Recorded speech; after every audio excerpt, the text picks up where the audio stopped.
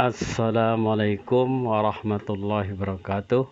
Selamat bertemu kembali di pembelajaran kimia kelas 12 SMA Negeri 2 Banguntapan. Pada kesempatan kali ini kita akan mempelajari tentang asam alkanoat atau asam karboksilat sebagai lanjutan materi yang lalu, masih tentang senyawa turunan alkana. Asam karboksilat merupakan senyawa asam dengan gugus fungsi karboksil. Nah, inilah gugus fungsi karboksil. Ini COOH atau bisa juga ditulis seperti ini dengan rumus struktur RCOOH. Ini. Kemudian juga rumus umumnya adalah CnH2nO2. Asam karboksilat atau asam-asam ini banyak terdapat di alam. Sebagai contoh ada pada semut, ada pada cuka, ada pada apel, dan ada juga pada jeruk. Beberapa contoh dari asam karboksilat yang dikenal antara lain adalah HCOOH dengan nama IUPAC-nya adalah asam metanoat. Kemudian nama lazimnya atau nama trivialnya adalah asam format, berasal dari kata dalam bahasa Latin dari formica, yaitu semut, karena asam ini ada pada semut yang kalau kita gigit rasanya agak masam-masam begitu. Kemudian CH3COH ini adalah asam etanoat atau asam asetat, dan kita mengenalnya dengan asam cuka, berasal dari bahasa Latin acetum yang berarti cuka. Selanjutnya ada CH3CH2COH, dikenal dengan nama asam propanoat. Nama trivialnya adalah asam propionat, berasal dari bahasa Yunani protopion yang berarti lemak yang pertama.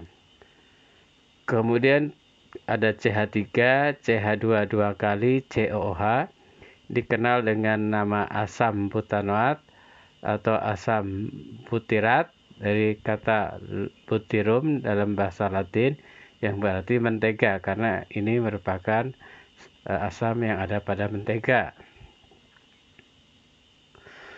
Selanjutnya kita akan mempelajari tata nama asam karboksilat. Seperti biasa kita mengenal dua tata nama, yaitu nama sistematis atau nama IUPAC. Yang kedua adalah nama trivial atau nama lazim. Untuk sistem IUPAC, maka nama dari asam alkanoat diturunkan dari nama alkana dengan mengganti akhiran A menjadi oat serta diawali dengan kata asam. Sebagai contoh, jika alkananya metana, maka asam alkanoatnya menjadi asam metanoat. Jika itu alkannya etana, maka menjadi asam etanoat. Dan jika itu propana, maka menjadi asam propanoat. Berikut beberapa contoh tata nama dari asam karboksilat atau asam alkanoat. Nah, untuk yang pertama kita lihat di sini, ini adalah asam propanoat, gugus karboksilat, ini selalu C-nya adalah nomor 1. Sehingga seterusnya dihitung mulai dari C yang mengikat gugus ini, yang merupakan gugus fungsi. C nomor 1, 2, 3. Maka karena terdiri dari 3 C, maka ini namanya asam propanoat. Contoh yang kedua adalah asam karboksilat yang memiliki cabang. Nah, yang ini asamnya terdiri dari rantai utamanya ada 3, 1, 2, 3, dan memiliki cabang 1 buah, yaitu alkil. Dan alkil ini mesti terletak di nomor 2, karena tidak mungkin di nomor 1. Sehingga nama asamnya adalah asam 2-metil propanoat. Untuk contoh yang ketiga, ini bisa kita lihat Sini rantai utamanya terdiri dari 6, berarti adalah heksa. Kemudian terdapat 2 macam cabang, yaitu ada cabang metil, ini CH3 ada 2 buah, dan ada juga cabang berupa etil. Nah, kita bisa lihat di sini 2 buah metil terletak pada C nomor 2, sedangkan etilnya terletak pada C nomor 4. Kemudian penamaannya seperti sebelumnya diurut berdasarkan urutan abjad dari cabang, sehingga namanya menjadi asam 4 etil 2,2 dimetil heksanoat. Sedangkan contoh yang keempat, ini asam karboksilat yang juga mengikat gugus fungsi yang lain. Dalam hal ini adalah gugus hidroksil, OH di sini. Nah, tetap prioritas utama diberikan pada C yang merupakan gugus fungsi dari gugus karboksilat, sehingga C ini nomor 1, 2, 3 dan seterusnya, sehingga di sini nomor 5. Dan gugus karboksilnya terletak di nomor C nomor 4, cabangnya ada 2, terletak di C nomor 2, 2 buah metil. Maka nama lengkapnya menjadi asam 4 hidroksi 2 dimetil pentanoat. Nah, itu cara penamaan asam karboksilat atau asam alkonoat menurut IUPAC. Selanjutnya adalah nama asam karboksilat dengan nama trivial atau nama lazim. Ini diambil dari asal asam tersebut di alam sumbernya dari mana. Sebagai contoh adalah asam format.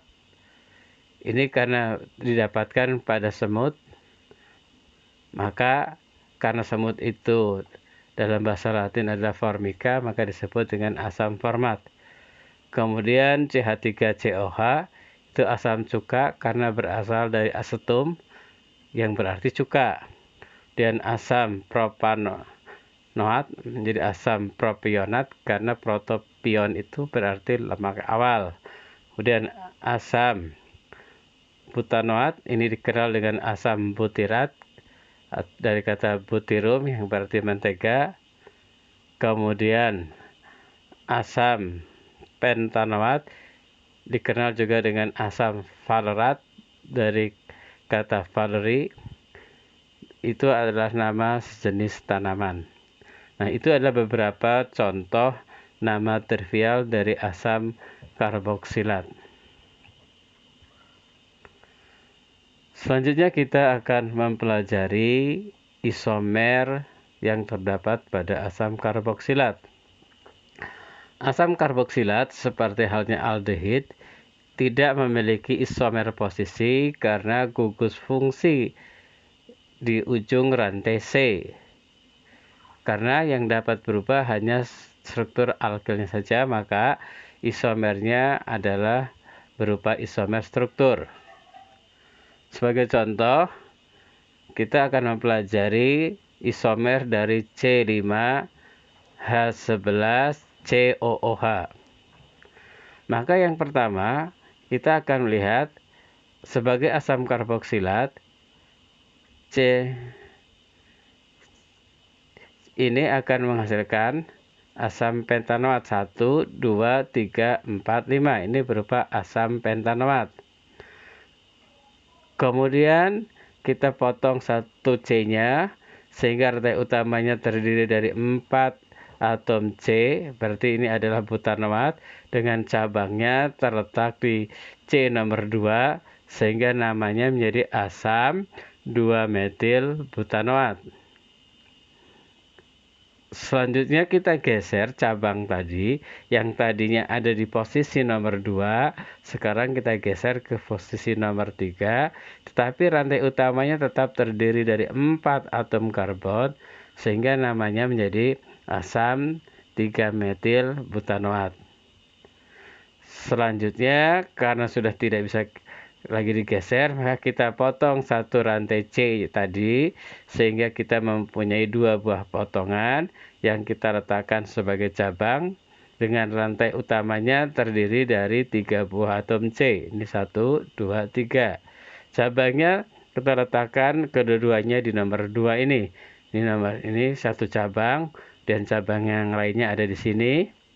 Sehingga nama dari senyawa ini adalah asam 2,2-dimetil propanoat. Nah, itu adalah contoh isomer struktur dari asam karboksilat. Berikut adalah sifat-sifat asam karboksilat. Yang pertama, sebagai asam karboksilat ini merupakan asam lemah. Dengan semakin pendek rantai karbon, maka kekuatan asamnya semakin bertambah. Kita bisa lihat di sini, yang pertama adalah asam format, memiliki Ka 1 kali 10 pangkat min 4. Kemudian ada asam asetat, memiliki Ka 1,8 kali 10 pangkat min 5. Dan asam propionat atau asam propanoat memiliki Ka 1,3 kali 10 pangkat min 5. Dengan demikian, dengan membandingkan Ka ini, kita bisa lihat bahwa semakin pendek rantainya, maka nilai Ka-nya semakin besar, yang berarti kekuatan asamnya juga semakin besar. Selanjutnya yang kedua, bahwa asam karboksilat dapat bereaksi dengan basa untuk menghasilkan garam.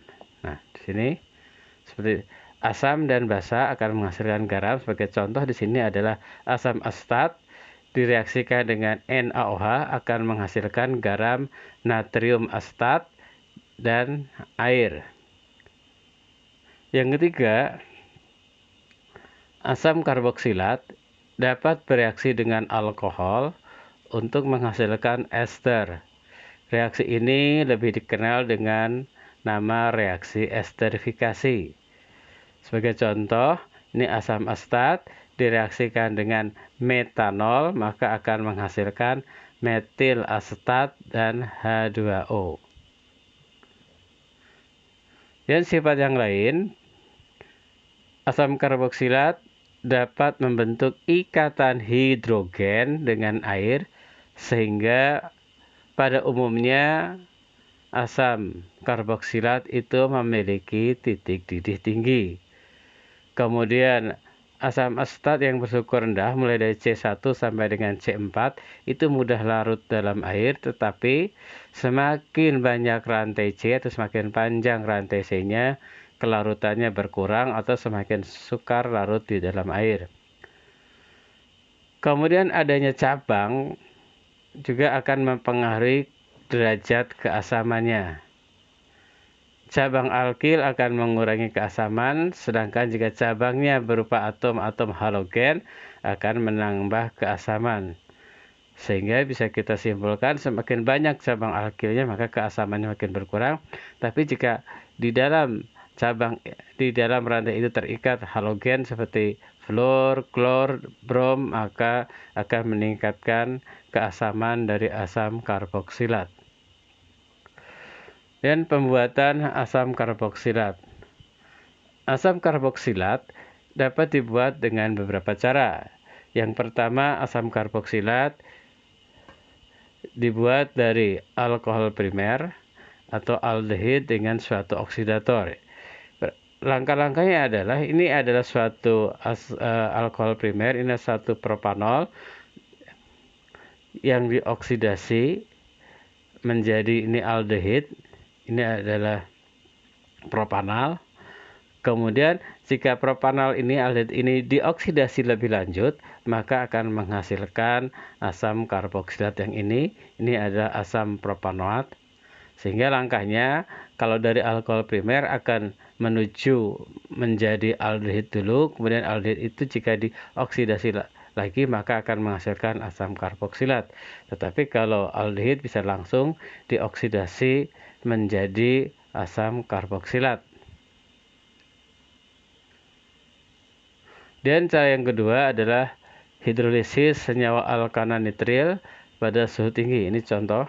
Ini adalah ini gugus nitril metil cyanida yang dihidrolisis atau direaksikan dengan air, maka ini akan menghasilkan asam karboksilat. Dalam hal ini adalah asam asetat dan NH3. Selanjutnya adalah beberapa kegunaan dari asam karboksilat. Yang pertama, asam format itu banyak digunakan dalam industri tekstil, digunakan untuk penyamakan kulit, untuk penggumpalan getah karet pada perkebunan karet, untuk mendapatkan lateks atau getah karet yang sudah digumpalkan. Kemudian asam asetat atau asam cuka itu biasa digunakan sebagai bahan penyedap makanan atau pengawet makanan. Kemudian sebagai pembuatan ester dengan mereaksikannya dengan alkohol. Dan yang keempat, asam karboksilat dengan rantai yang lebih panjang digunakan untuk pembuatan sabun jika direaksikan dengan basa. Contohnya adalah asam stearat, asam palmitat, dan sebangsanya. Demikian tadi pembelajaran kita tentang asam karboksilat. Semoga pembelajaran ini bisa bermanfaat. Kurang lebihnya mohon maaf. Assalamualaikum warahmatullahi wabarakatuh.